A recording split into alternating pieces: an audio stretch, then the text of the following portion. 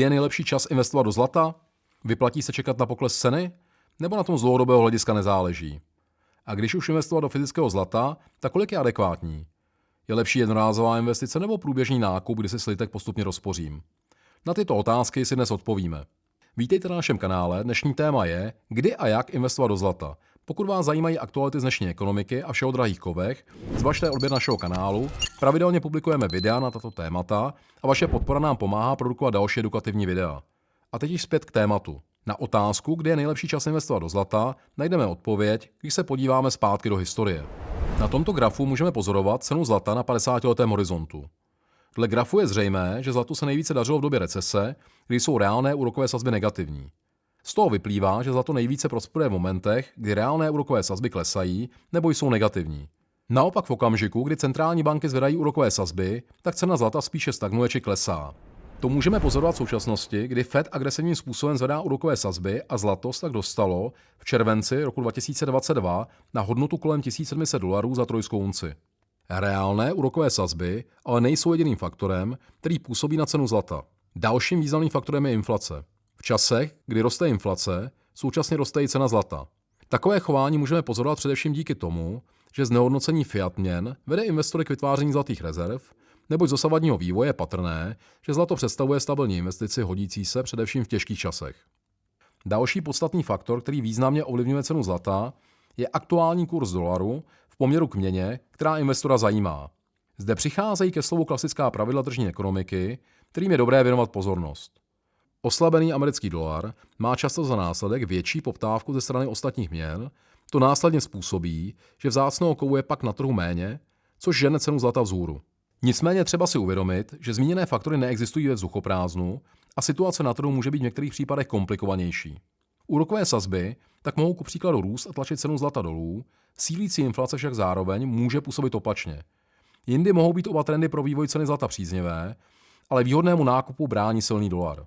Pokud bychom tedy chtěli investovat do zlata se záměrem ho držet minimálně 5 let a vezmeme v úvahu současný vývoj ekonomické situace, výsledku je jedno, zda je zlato 1700, 1800 či $2000 za unci. Investovat do zlata se dnes rozhodně vyplatí. Jednak kvůli tomu, že průměrná cena na těžbu jedné unce zlata činí cca $1200 a vzhledem k rapidně rostoucí inflaci, těžbě z méně dostupných ložisek a větší hloubky, tak rostou tyto náklady na jeho těžbu, zpracování a dopravu, což se výsledně projeví na konečné ceně zlata. Za druhé, jak můžeme vidět na grafu, zlato v době recese způsobené hypotéční krizí vzrostlo až o 380%. V té době státy ještě nebyly zatíženy takovým dluhem, jako jsou dnes, a geopolitická situace ve světě byla významně klidnější. Známý americký makléř Peter Schiff, který v roce 2006 efektivně předpověděl hypotéční krizi, dnes hlásá to samé. Jediné řešení, jak bojovat proti inflaci, je, že Fed přestane tisknout peníze, zvýší úrokové sazby, ale díky tomu nechá padnout americkou ekonomiku do recese. Podobně jako to udělal bývalý šéf Fedu Paul Volcker v roce 2007.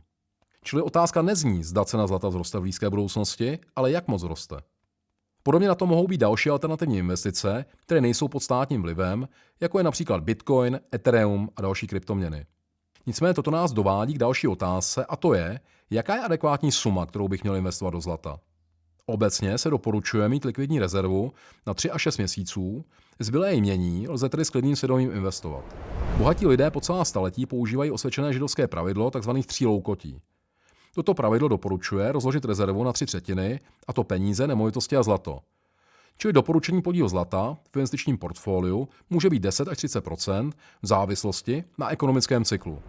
Moderně se označuje toto rozložení majetku jako princip permanentního portfolia, tedy portfolia, které je připravené na inflaci, deflaci, stagnaci i růst, kdy investorem mění poměr zastoupení tříd jednotlivých aktiv.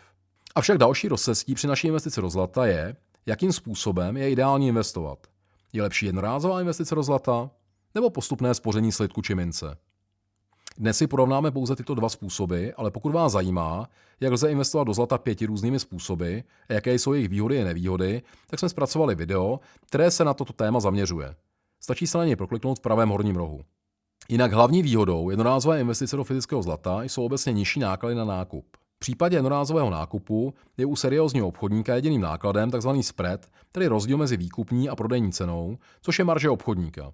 V případě spoření do zlata si obchodník kromě spreadu účtuje další tzv. Vstupní nebo jiné poplatky spojené s vedením smlouvy o postupném nákupu zlata, respektive spoření. Například v případě, kdy spořím na půlkilovou zlatou cihlu po dobu 12 měsíců, se cena za gram zlata průměruje v závislosti na tom, jak se cena zlata během těchto 12 měsíců postupně vyvíjela. To znamená, že každá spořící úložka v případě seriózního obchodníka je převedena na gram zlata podle aktuální ceny v době připsání platby na účet obchodníka. Další výhoda postupného spoření slitku je flexibilita, kdy investor může při spoření regulovat výši investice a zároveň její načasování. Tímto způsobem může investovat více v momentě, kdy zlato klesá, a méně, kdy naopak jeho cena roste. Ideální přístup při investici do zlata je tedy rozložení své zlaté investice do více gramáží, kdy platí, že čím vyšší gramáž slitku, tím nižší spread a tedy levnější zlato. Tímto způsobem tedy průměrujeme spread na své investici a zároveň pozitivně ovlivníme likviditu, kdy budeme mít více možností, jak inkasovat peníze při zpětném výkupu. Pokud by vás taktéž zajímalo, zda je lepší investovat do slitku či mincí, natočili jsme video, které se do hloubky zabývá touto problematikou. Stačí se prokliknout v pravém horním rohu. Jinak toto byly zlaté novinky na téma, kdy a jak investovat do zlata. Pokud se vám video líbilo, zvažte odběr našeho kanálu a klikněte na zvoneček. Pravidelně publikujeme videa na témata z oblasti investic a světové ekonomiky, tak by byla škoda některá promeškat. Děkuji za vaši pozornost a přeji mnoho investičních úspěchů. Příště naslyšenou.